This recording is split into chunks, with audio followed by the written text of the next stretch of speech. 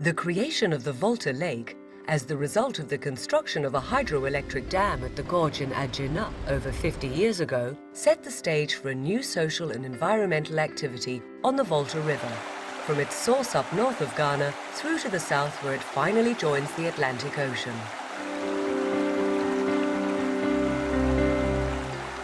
The lake, during its formation, was seen to bring a good number of benefits to Ghana and the communities that lived along the river.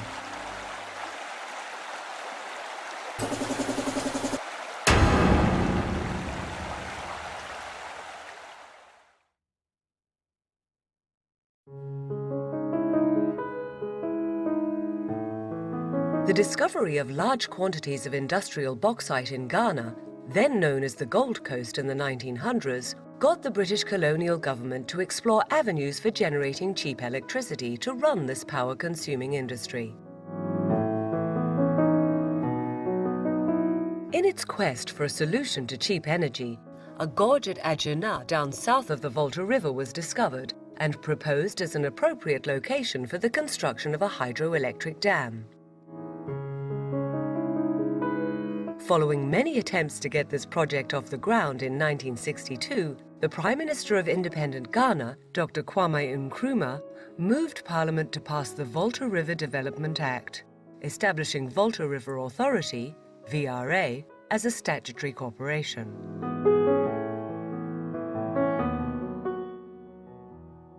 VRA's mandate was to plan and execute the development of the Volta River, oversee the construction and operation of the dam, power station and transmission system, be responsible for the 3,275 square mile lake behind the dam, and develop the lake for fishing, transport and communication, as well as providing health and welfare services to the people along the lake.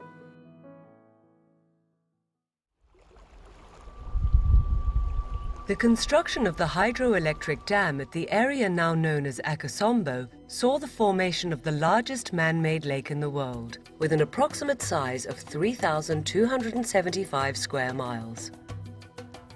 VRA, aware of the adverse effects the hydroelectric project and resulting lake could have on the environment, took steps to put in structures that will minimize these effects and rather make the river an economic benefit to Ghana.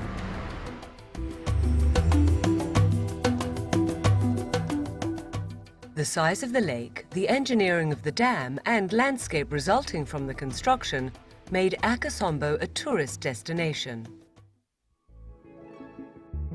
To this, the authority constructed the Volta Hotel, one of the first major landmarks in the area. To date, the hotel is one of the well-resourced hospitality facilities in the area, attracting thousands of visitors from around the world annually. The premises you are in now was an accommodation unit for the engineers in Pretoria that constructed the dam. It was about 24 rooms, mainly for the engineers. They were not staying here permanently, but depending on your work schedule, you are flown from Italy to come and do your work. When you finish, you go back, another engineer comes, that sort of traffic. So 21 years ago, VRA saw the need to commercialize it as a fully fledged hotel. So it was registered duly and the operation started. I mean, Akosombo is a tourist destination. To the authority, when they come here to do their work, you know the head office is in Accra. Most of the directors, senior managers stay here. When there's a need for a conference, that's all, they also use the facility. If we have engineers or consultants or contractors coming from abroad to work on the dam or any other facility in the region, this is also where they stay. Most corporate entities are based in Accra want to have a meeting, a seminar, conference. It's not far from Accra, so they come here, have the conference 2-3 days and go back. A lot of peace accord has also been signed here. The Liberia one and many others have been signed here. The facilities we are in now is just a 35-bedroom hotel with a privilege house. The privilege house is the house that Kwame Nkrumah stayed in and supervised the construction of the dam. So this is what we are offering to the public now. We've seen that over the years, the demand has been so high, the 35 rooms is not enough. So additionally, just 2 minutes down the road from here, I have 2 units, one called Castle Hayford Lodge, the other called Equality Lodge. All these names are coming from ex-chief executives of VRA. We basically have 2 types of business. The conference business and the leisure business. The conference business, they come in, have their conference. The leisure business, over the weekend, somebody wants to relax, somebody's having his or her honeymoon, especially over the weekends. We have a lot of honeymooners here who come and enjoy the facilities and go back. But whichever way you come in, we still have leisure boats that you can cruise. We're doing the Dodi Princess, and we have the presidential yacht, which has been refurbished, is also offered. Going to the future, we are bringing in speedboats, we're bringing in kayaks, we're bringing in mopeds, we're bringing in canoes, we have bringing in pontoon boats, we are bringing in fishing boats. So if your hobby is fishing, you rent a boat to go on the lake, do your own fishing, and come and prepare your own dinner. Going further on the lake, 27 kilometers from here, we have the Dodi Island. Currently, we're putting an animal ranch on the island to serve as an attraction. So in the animal ranch, you have birds, there will be an aviary, we have cobs, duikers, bushbacks, zebra, we're looking at kangaroo. These are all friendly animals that people can go in, play with them, take pictures, and have fun with them. The demand is so huge, so we're looking for an investor to add on 100 bedrooms to it. In terms of tourism or excursion, students coming to visit the dam every day. When they come in, where do they refresh themselves? The hotel. So they can come and have their lunch, go on the dam tour, and then go back to Accra.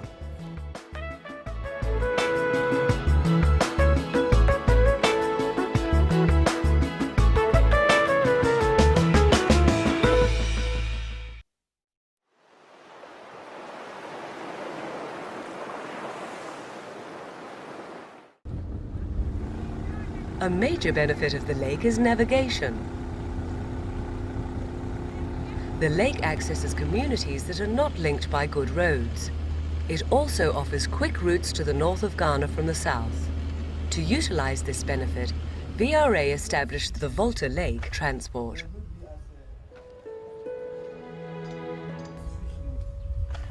Beside generation of the electricity, hydroelectricity out from the lake, we also had a lot of potentials on the lake. And one of the biggest potential on the lake is transportation mode. So this lake, as we see it, travels from here to even beyond Bupe, but it's navigable. That is, you can use a boat from here to Bupe and beyond. And between Bupe, Akosombo and Bupe, we have over 400 kilometers, about 450 kilometers. And that is just the south-north routes. And we have a number of tributaries or branches along the lake. And that means there are a lot of transportation opportunities on the lake. That is for even bulk transportation. And this, one of the mandates of Maritime Services Unit is to develop infrastructure or to facilitate transportation on the lake. As at present, the major transporter on the lake happens to be a subsidiary company of Volta River Authority, and that is the Volta Lake Transport Company. Aside the VRTC, we have a number of private transporters on the lake. The large expanse of the lake meant an opportunity for an abundant supply of water for irrigation and large-scale fish farming. The authority also encouraged private businesses to set up commercial fish farms on the lake. As mentioned earlier, the formation of the lake was destined to cause severe environmental impact. The changes in the river hydrology have altered the local heat budget, which has caused microclimatic changes such as decreasing rain and higher mean monthly temperatures. To minimize this, the authority has embarked on an afforestation project along the banks of the lake. The impounding of water to form the Volta Lake meant fertile agricultural lands were lost and communities that lived along the river had to be resettled. Also, the formation of the lake meant the regular flooding of agricultural lands from the river during rainy seasons reduced, leaving the lands inappropriate for farming.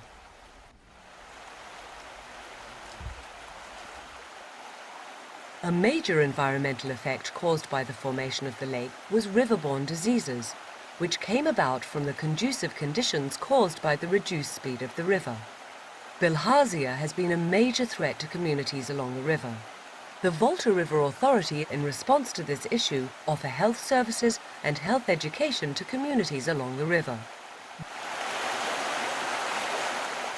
Most places couldn't be reached by roads from the inland. So we have this hospital boat, Onipenia. Yes, we are reaching out on monthly basis. In a month, we'll go out for about 2 weeks and then administer health services to the lakeside communities. And then we also assist in maintaining and operating boats for the Volta Hotel. They are into ecotourism and other pleasure cruises on the lake, and so we support in that wise.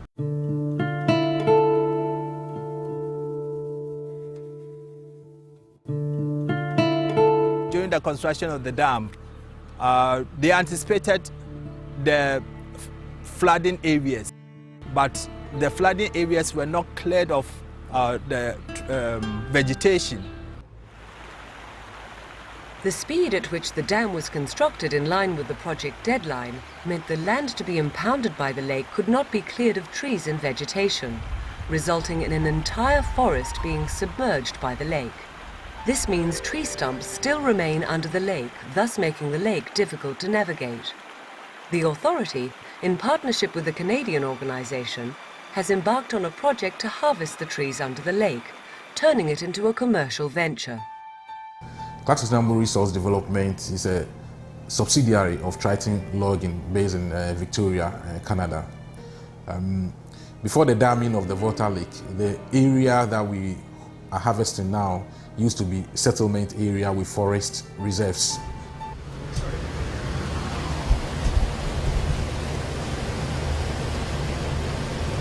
First of all, we recover a lost resource that was submerged 50 years ago. And we're able to supply logs and lumber to the local market that don't have to be harvested from land. We can supply them from underwater. While we're doing that, we're helping make the lake, working to make the lake a safer place by working with the VRA, clearing their ferry channels between Adoso and Echiamamfrom.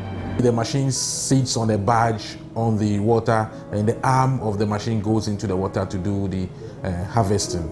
We make sure no spillage or any effluent gets into the water.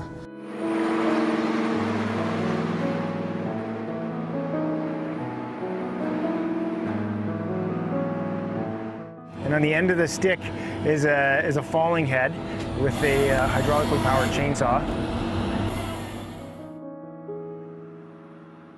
So Ned right now he's reaching down into the water, and the black stick that goes up and down it's now descending into the water, and it can reach down 23 meters.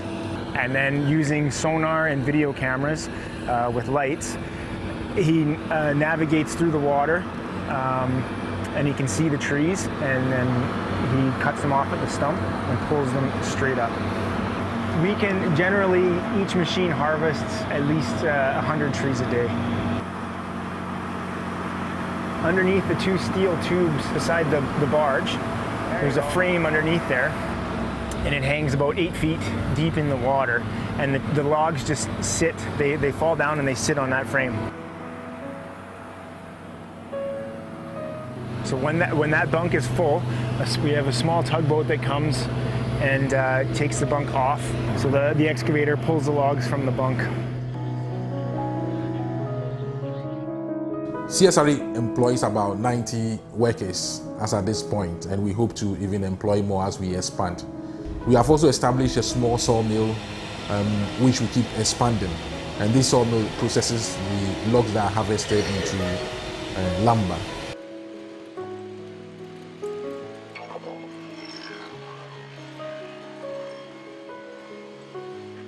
The lumber is then processed in terms of drying and adding value to it before exported outside or sold locally. We are the log yard and the workshop. The log yard is where the logs, after being dewatered, are spread onto the yard, and then they are sorted according to species. And then there are measurements taken on it. They measure the length and diameter of every species for stumpage calculation by the forestry department, after which they are stockpiled for processing at the sawmill.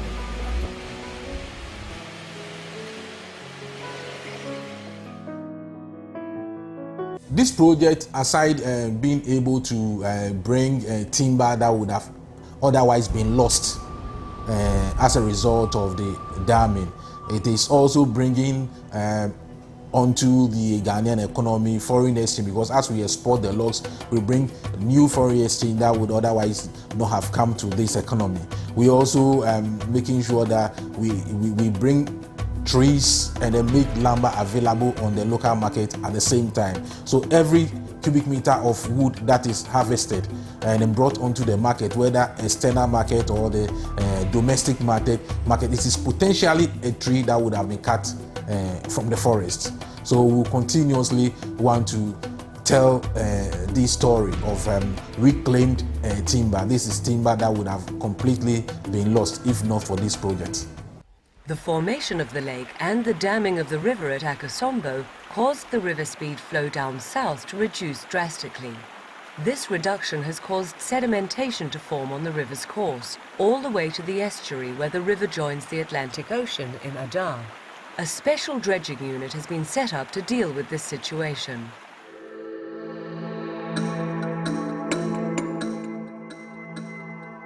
The Adar dredging unit was established to reduce the environmental adverse effect within the lower Volta.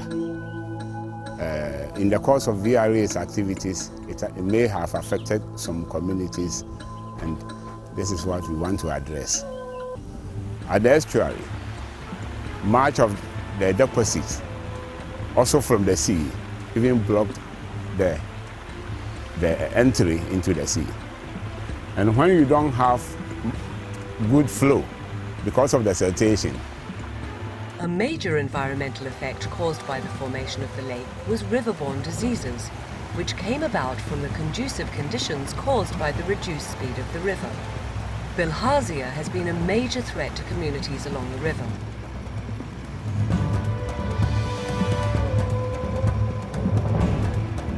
We came to realize that the weeds which were growing around this area is what was also creating some of this problem.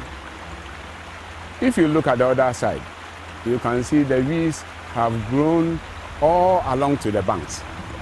So even the community cannot enter the river without passing through the bush.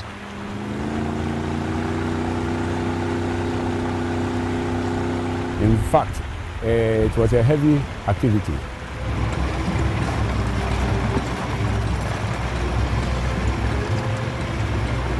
As at now, you can see that dredging is going on at the other side. That is the dredger, the CDR now, which was acquired for these dredging activities. Then we have the weeds harvester also, conveyor, which is also clearing some of the weeds, while we are also dredging and removing the sediments, which has accumulated within the years here. The first thing we did was to create a channel from the bridge side. In fact, we have cleared about 4 to 5 kilometers away, which we have deepened the water depth to about 5 meters at low waters. While doing that, we were removing some of the weeds, at the same time depositing the material to the banks.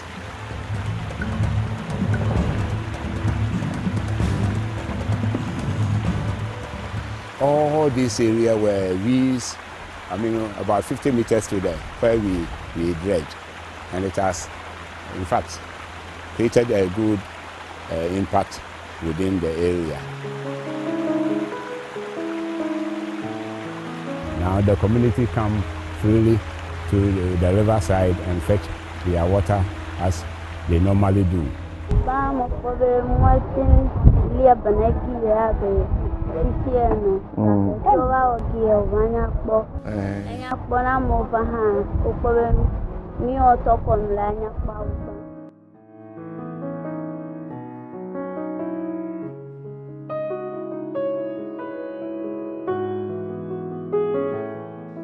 The Volta River Authority is determined to ensure the well-being of the people affected by the construction of the Akosombo Dam, as well as looking after the environment around the dam and lake, without giving up on its ambitions to turn the lake and its surrounding areas into a major economic benefit for Ghana.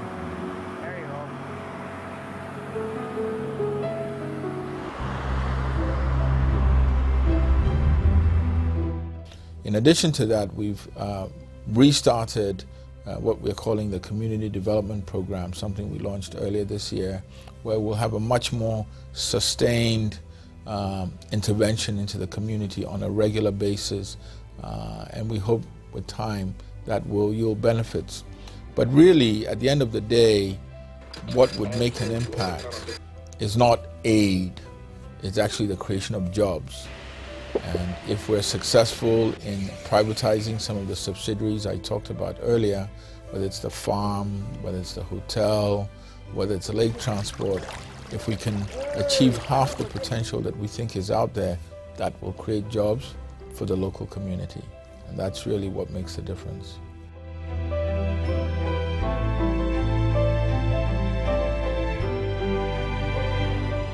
The authority has plans to increase its transportation and tourism activities on the lake. They also intend to turn the dredging activities downstream into a commercial venture, with the creation of islands on the river for riverside apartments and hotels, as well as winning sand from the river for the construction industry in Ghana. The Akosombo Dam has become a major legacy landmark for Ghana, and it looks like for many years to come, the dam and anything associated with it will become a proud asset for Ghana.